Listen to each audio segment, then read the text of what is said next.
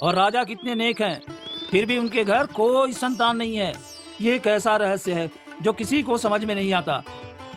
हाँ, मैं भी यही सोच रहा हूँ। लगता है इसके पीछे कोई अदृश्य श्राप है जो उन्हें संतान सुख नहीं दे रहा।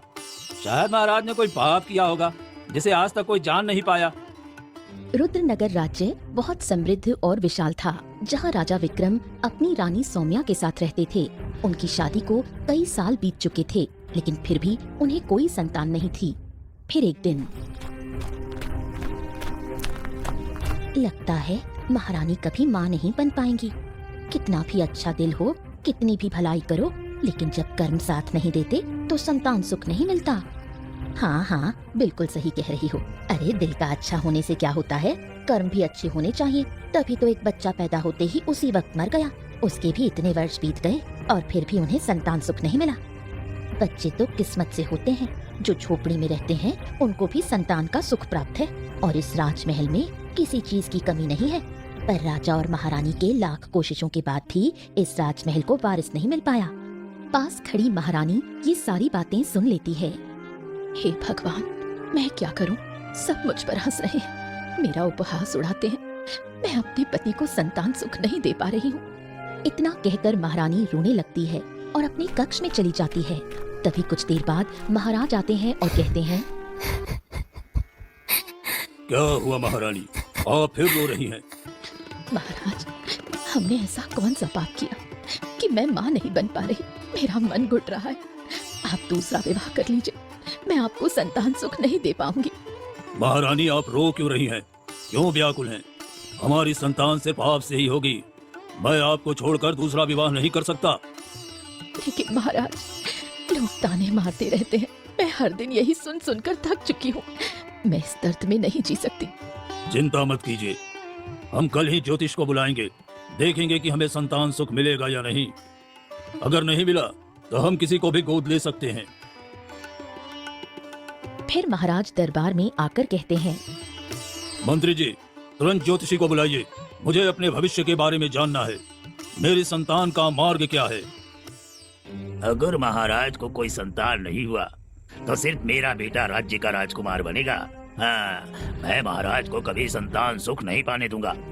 जो मैंने पहले किया वही अब भी करूंगा। कुछ ही देर में ज्योतिषी आते हैं। आइए महात्मा, हमारा भविष्य देखिए और कहिए कि हमें संतान सुख मिलेगा या नहीं। महाराज, आपकी संतान सुख निश्चित है, लेकिन इसे पाने के लिए आपको जंगल के गहरे हिस्सों में जाना होगा। ये संतान कोई सामान्य नहीं है। ये संतान पूरे राज्य की दिशा बदल देगा। क्या सच में महात्मा? मेरी आंखों में आंसू हैं, लेकिन खुशी के आंसू हैं। सैनिकों को उपहार दिया जाए। आज मैं अत्यंत प्रसन्न हूँ। ये खबर सुनकर मेरा हृदय भर आया है। ज्योतिषी चले जाते हैं। मैं ऐसा कभी नहीं होने दूंगा। जो मैंने बरसों पहले किया था वही अब भी करूंगा। केवल मेरा बेटा ही राज्य का अधिकारी बनेगा और कोई नहीं। इस संतान को मैं कभी राज्य तक पहुंचने ही नहीं दूंगा। महाराज और महारानी अपनी चिंता और उम्मीद के साथ रहते हैं। कई दिन बीत जाते हैं। वहीं दूसरी तरफ गांव में सैनिक रघु अपने परिवार के साथ रहता था। वो राजमहल में सैनिक का काम करता था। उसकी पत्नी लता और प्यारी बेटी मीरा उसके साथ रहती थीं।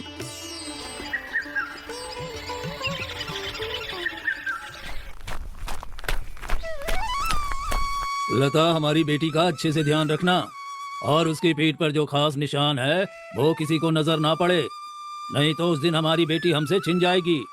हाँ जी, मैं पूरी कोशिश कर रही हूँ वो निशान छुपाने की।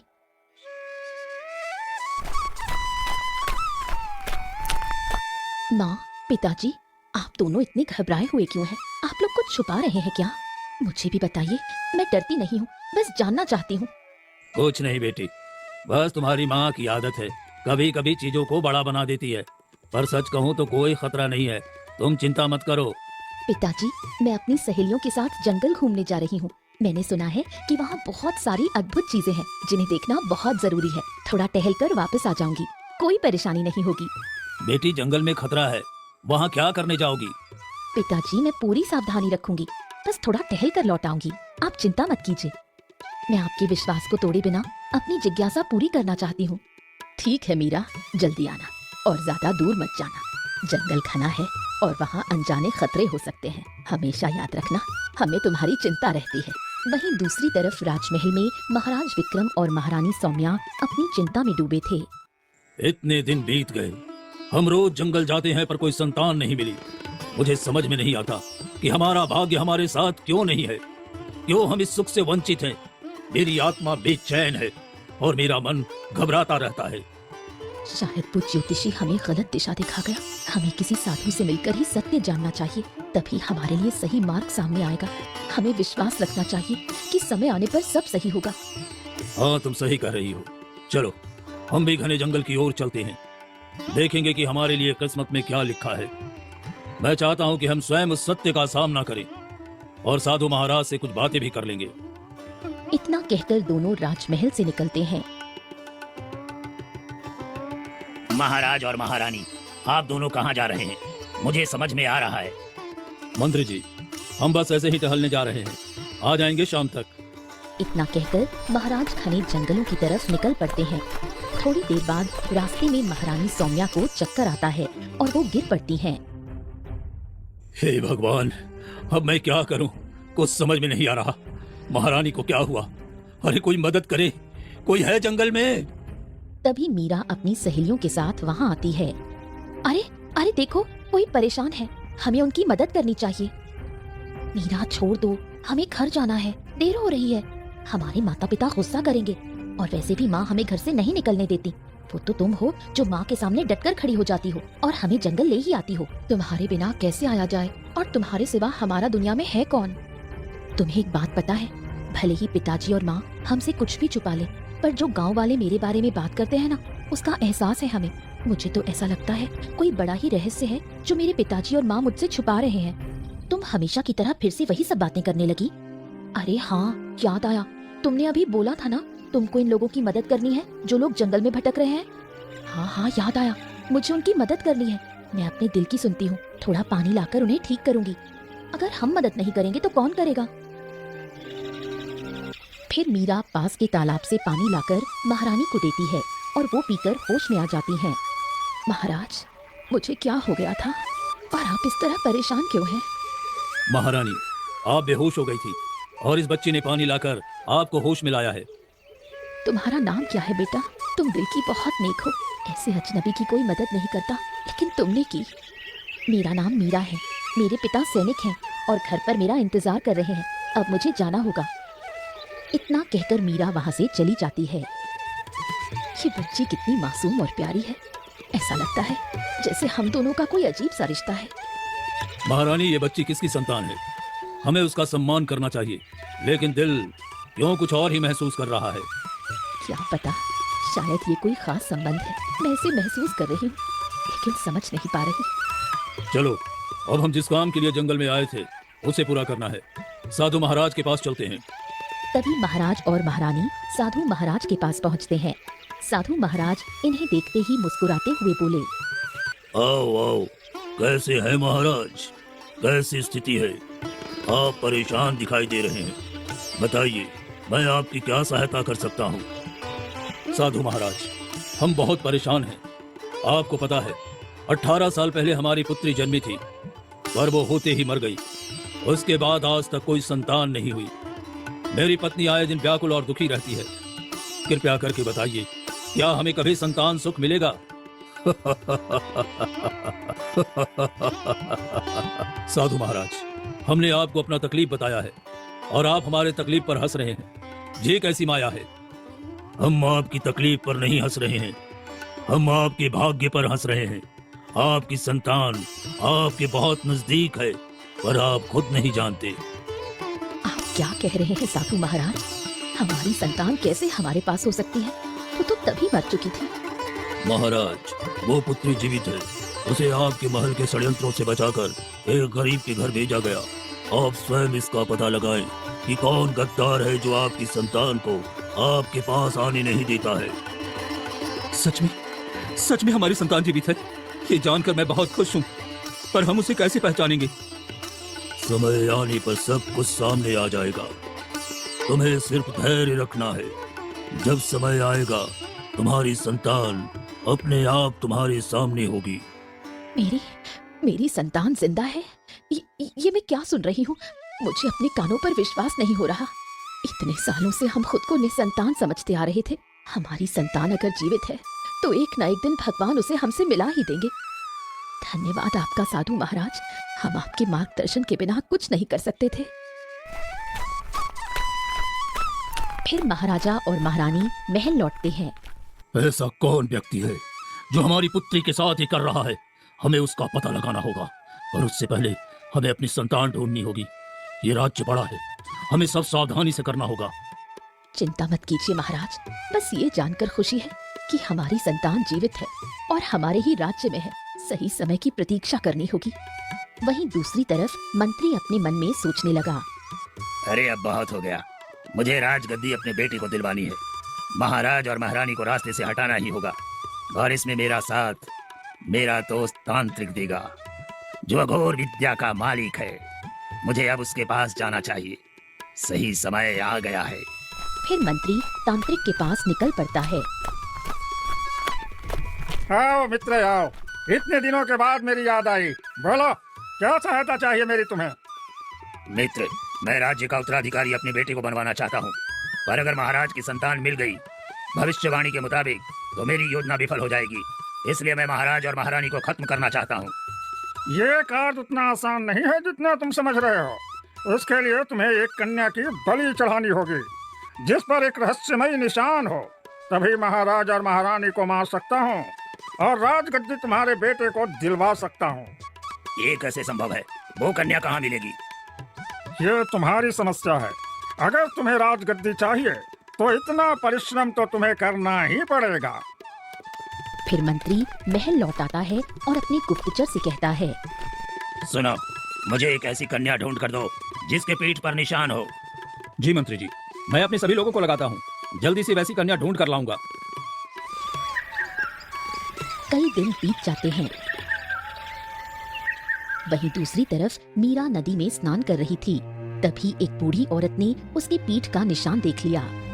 अरे, ये निशान कैसा है? ये कोई साधारण निशान नहीं लगता।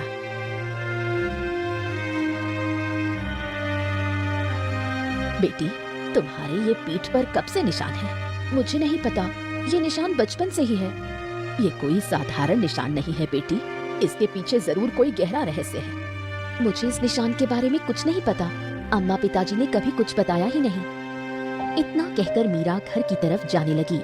तभी एक गुप्तचर ये बातें सुन लेता है और वो जाकर बूढ़ी औरत से कहता है। आप कैसे निशान की बात कर रहे थे? अरे, ये मीरा नाम की लड़की है ना, उसकी पीठ पर एक बहुत ही गहरा निशान है जो किसी एक रहस्य को बयान करता है। मिल गई मुझे वो लड़की। अब मुझे जल्दी से जाकर मंत्री जी को ये खबर देना होगा। वहीं मीरा घर लौटकर माँ पिताजी को बताती है। माँ पिताजी, आज गांव की एक बूढ़ी औरत ने मेरे पीठ का निशान देखकर अजीब बातें की। ये निशान किसी रहस्य से जुड़ा हुआ है और ये निशान सिर्फ राजघरानों में ही होता है। बेटा, ये निशान तुम्हारी दादी के समय से है। ये निशान हमारे खानदान में भी आया है। ये निशान हमारे खानदान का हिस्सा है। तुम्हारे दादा ने तुम्हारी दादी से प्रेम विवाह किया था, जो कि तुम्हारी दादी एक राजकुमारी थी, और ये निशान उसके कारण तुम्हारे साथ भी आया। वहीं दूसरी तरफ महल में मंत्री जी, हमें एक कन्या मिल गई है जिसके पीठ पर निशान है। अब हमें ज्यादा देर नहीं करनी चाहिए। वो कन्या लेकर हमें तांत्रिक महाराज के पास जाना होगा, तभी आगे का रास्ता मिलेगा। मैं तुम पर भरोसा नहीं कर सकता, इतना बड़ा कार्य है। मैं भी तुम्हारे साथ चलूंगा। कुछ ही देर में मंत्री रघु के घर पहुंचता है। अरे, अंदर कोई है? हाँ बोलिए मंत्री जी, क्या काम है? कुछ नहीं, बस महाराज का आदेश है कि आपकी कन्या राजमहल में हाजिर हो। मेरी बेटी ने क्या किया है? मैं उसे राजमहल नहीं जाने दूंगी। ऐसा नहीं कर सकते, राजा का फरमान है, उसे जाना ही पड़ेगा। महाराज ने राज्य की सभी कन्याओं को राजमहल में उपस्थित होने के लिए कहा है, तो आपकी पुत्री को भी जाना ही होगा। ठीक है, लेकिन मुझे बहुत चिंता है। माँ, मैं जानती हूँ आप परेशान हैं। मैं सुरक्षित रहूंगी, आप चिंता न करिए माँ। मीरा मंत्री के साथ जंगल की ओर निकल जाती है। रास्ते में वो पूछती है, तुम मुझे कहाँ ले जा रहे हो? ये रास्ता तो महल की ओर नहीं जा रहा। थोड़ी दूर और चलो, फिर तुम्हें पता चल जाएगा कि तुम कहाँ जा रही हो। कुछ ही देर में वो एक गुफा में पहुँचते हैं। आखिर तुम ले ही आए मंत्री। अब इस कन्या का निरीक्षण करता हूँ। फिर तांत्रिक ध्यान लगाकर देखता है। इसके पीठ पर एक रहस्यमयी निशान है, जैसा मुझे निशान चाहिए था। तुमने बिल्कुल सही लड़की पकड़कर लाए हो मंत्री। मेरे गुरु कहते हैं इसकी बलि आने वाली अमावस्या की रात को चढ़ानी होगी। ठीक है, मैं इसे कैद में रखूंगा। फिर महाराज और महारानी को रास्ते से हटाना होगा। तुम लोग क्या कर रहे हो? तुम ऐसा नहीं कर सकते। मुझे मेरे माता पिता के पास जाने दो। वहीं दूसरी तरफ तभी रघु घर लौटता है। मीरा, मेरी बेटी कहाँ है? कहीं नहीं दिखाई दे रही है। लता, तुम कुछ क्यों नहीं बोल रही हो? मंत्री आया था और मीरा को ले गया। बोल रहा था राज्य की सभी कन्याओं को महाराज ने महल में बुलाया है। ये क्या कह रही हो? हमारी बेटी की जान खतरे में है। तुमने क्या कर दिया लता? तुम नहीं जानती मंत्री कितना नीच किस्म का आदमी है। अब हम क्या करेंगे? रघु, हमें महाराज से मदद लेनी होगी, लेकिन अगर महाराज को पता चला तो वो हमें हमारी बेटी से अलग कर देंगे। अगर मैं नहीं जाऊंगा तो मेरी बेटी मर जाएगी। मेरी बेटी को बचाने के लिए अब मुझे चोरी छुपे महाराज के पास जाना होगा।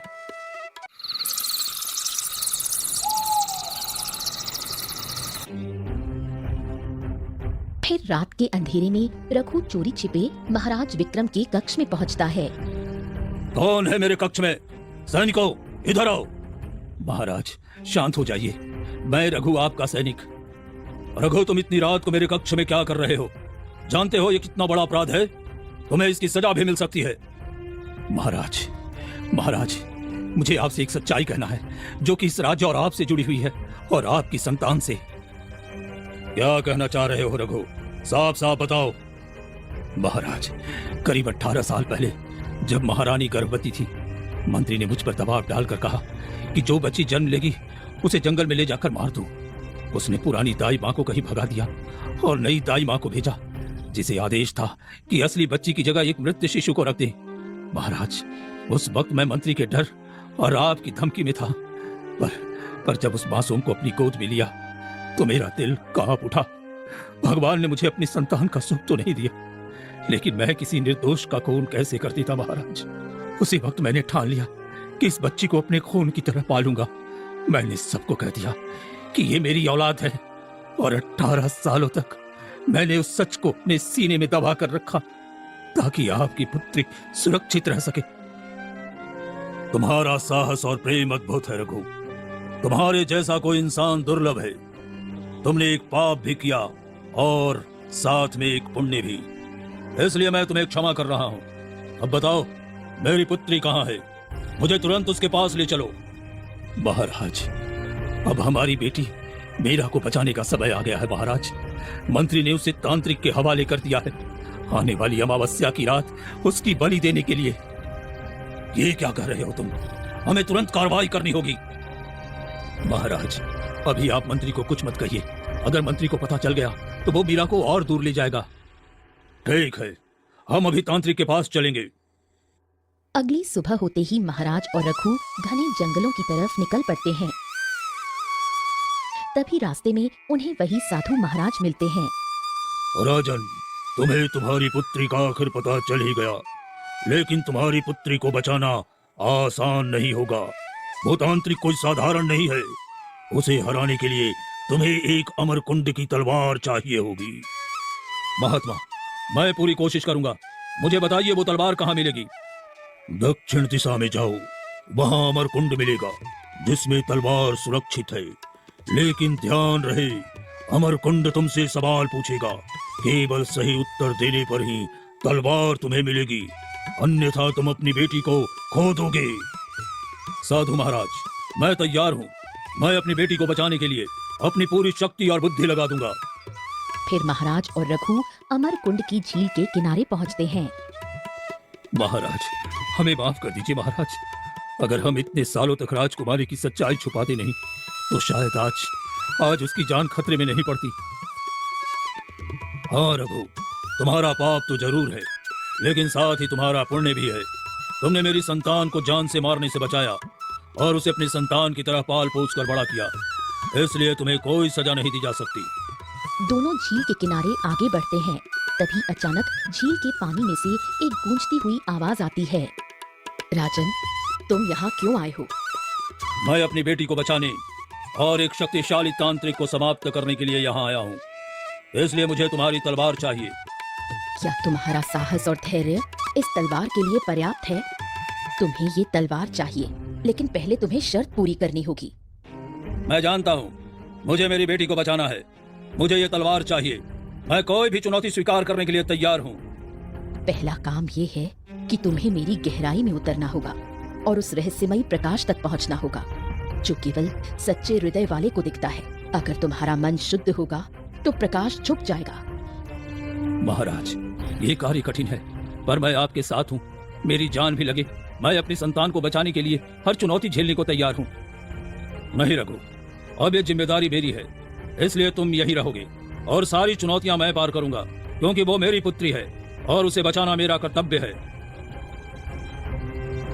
इतना कहकर महाराज झील की गहराई में उतरते हैं। पानी ठंडा, गहरा और रहस्यमयी था। जैसे जैसे वो आगे बढ़ते हैं, तभी पानी से एक रहस्यमयी आकृति प्रकट होती है, सिर पर चमकते ताज के साथ।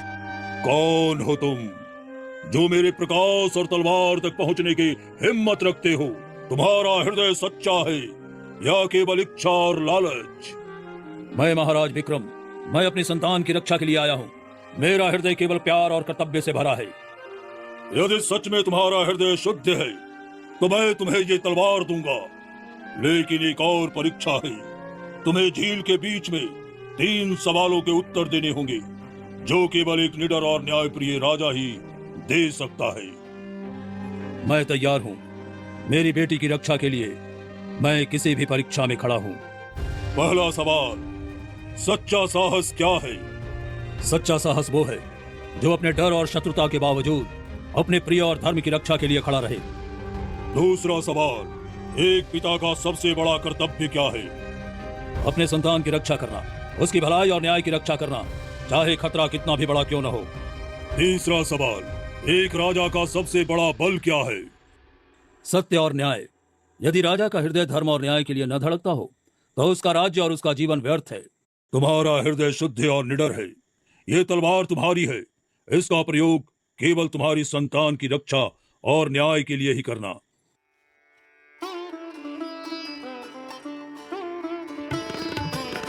महाराज विक्रम तलवार उठाते हैं। उसकी चमक उनकी आंखों में साहस और आशा भर देती है। अब कोई भी तांत्रिक हमारी बेटी मीरा को छू नहीं सकेगा। रघु, चलो हम तुरंत अमावस्या की रात से पहले उसे बचाने के लिए आगे बढ़ते हैं।